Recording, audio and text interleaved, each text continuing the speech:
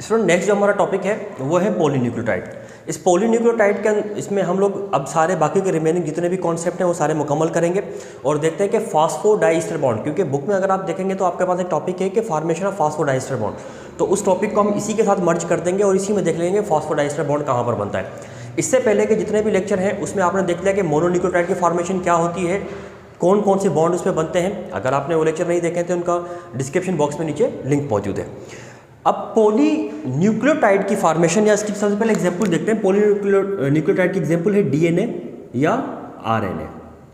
DNA और RNA दो चीज़ें हैं जो पॉलीन्यूक्लियोटाइड की एग्जांपल्स में आती हैं। सबसे पहले देखते हैं कि पॉलीन्यूक्लियोटाइड है क्या और इसकी बेसिक कंपोजिशन क्या होती है।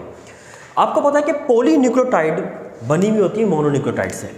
तो polynucleotide is made up of mononucleotide, और प्रीवियस लेक्चर में हमने मोनोन्यूक्लियोटाइड्स के हवाले से एक चीज़ देखी थी कि मोनोन्यूक्लियोटाइड इटसेल्फ खुद बना हुआ होता है 3 मॉलिक्यूल के कॉम्बिनेशन से।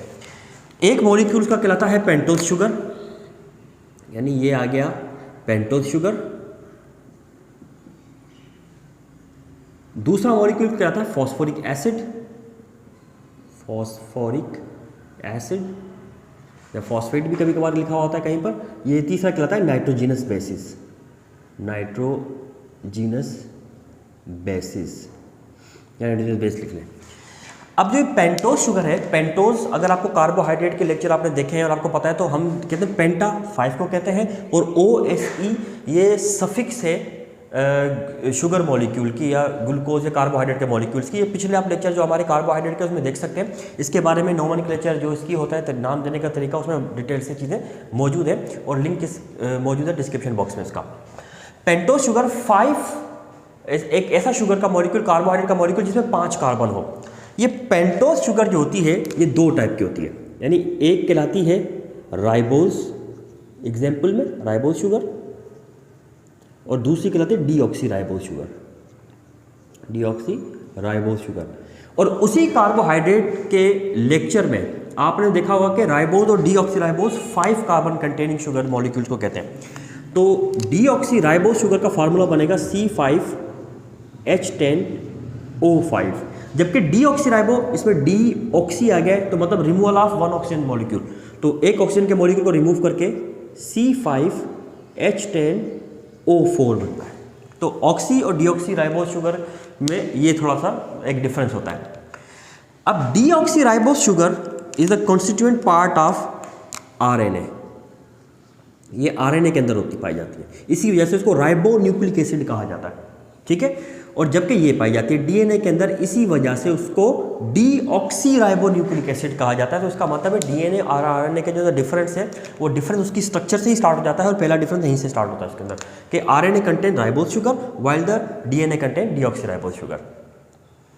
जबकि फास्फोरिक एसिड की इसकी कोई दूसरी एग्जाम्पल नहीं होती, मतलब ये फास्फोरिक एसिड डीएनए हो या आरएनए हो दोनों में एक ही टाइप का पाया जाता है। तीसरा जो मॉलिक्यूल है जो मोनोन्यूक्लियोटाइड की फॉर्मेशन में इन्वॉल्व होता है वो है नाइट्रोजनस बेस। नाइट्रोजनस बेसिस जो होती हैं ये भी बेसिकली 2 टाइप की होती हैं। नाइट्रोजनस बेस में एक होती है डबल रिंग बेसिस जिनमें डबल रिंग होता है, और एक होती है सिंगल रिंग वाली बेसिस जिसके अंदर एक ही सिंगल रिंग होता है, ठीक है। डबल रिंग और सिंगल, जो डबल रिंग बेसिस होती हैं these are called purine bases, जबकि डबल रिंग सिंगल रिंग जो होती है वो कहलाती है पायरिमिडीन बेसिस,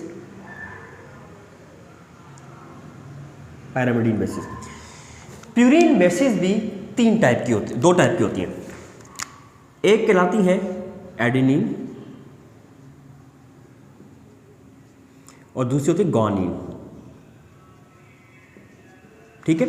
जबकि पायरिमिडीन बेसिस जो होती है ये बेसिकली 3 टाइप की होती हैं। एक होती है साइटोसिन, एक होती है थायमीन, ठीक है, साइटोसिन एंड थायमीन। अब एडेनिन जो बेसिस होती है इसको हम A से लिखते हैं, और ग्वानिन को G से लिखते हैं, साइटोसिन को C से लिखते हैं और थायमीन को T से लिखते हैं। जबकि एक और बेस पाई जाती है जिसको यूरासिल कहते हैं, और ये पाई जाती है सिर्फ आरएनए के अंदर, और आरएनए में ये थायमीन की जगह पर मौजूद होती है, बस आरएनए में थायमीन की जगह पर होती है। स्टूडेंट ये जो बेसिस हैं प्यूरीन और पायरिमिडीन बेसिस, ये बेसिस एक दूसरे की कॉम्प्लीमेंट्री बेसिस कहलाती हैं। कॉम्प्लीमेंट्री बेसिस का मतलब है ये कॉन्सेप्ट आपको तब समझ में आएगा जब ये डीएनए की हम अभी फॉर्मेशन पढ़ने वाले हैं, तो डीएनए की फॉर्मेशन में आपको ये कॉम्प्लीमेंट्री बेसिस का ये कॉन्सेप्ट समझ में आएगा। क्योंकि डीएनए एक डबल स्ट्रैंडेड मॉलिक्यूल होता है और इसकी दो स्ट्रैंड होती है, दो स्ट्रैंड में से एक साइड पर एक स्ट्रैंड एक यानी प्यूरिन बेसिस होंगी, तो दूसरी अपोजिट साइड पे पायरिमिडीन बेसिस होंगी। और ये भी बड़ी स्पेसिफिक नेचर की होती हैं। और कैसे होती हैं कि आप फिलहाल ये समझ लें कि ये कॉम्प्लीमेंट्री, और कॉम्प्लीमेंट्री कैसे हैं, एडेनिन का कॉम्बिनेशन हमेशा थाइमिन से होगा, जबकि जो ग्वानिन है ये हमेशा साइटोसिन के साथ। और वो क्यों? क्योंकि इनके अंदर डबल और ट्रिपल हाइड्रोजन बॉन्ड बनाने की एबिलिटी पाई जाती है। इस डबल और ट्रिपल हाइड्रोजन बॉन्ड की वजह से ये स्पेसिफिक होती हैं, मतलब ये 2 हाइड्रोजन बॉन्ड बनाती हैं, ये आपस में 3 हाइड्रोजन बॉन्ड बनाती हैं, और इसी वजह से ये हमेशा स्पेसिफिकली आपस में बॉन्डिंग करेंगी। अभी हम डीएनए के मॉलिक्यूल को ड्रॉ करेंगे तो आपको पता लगेगा कि ये बॉन्डिंग दरअसल कैसे होती है इसके बीच में।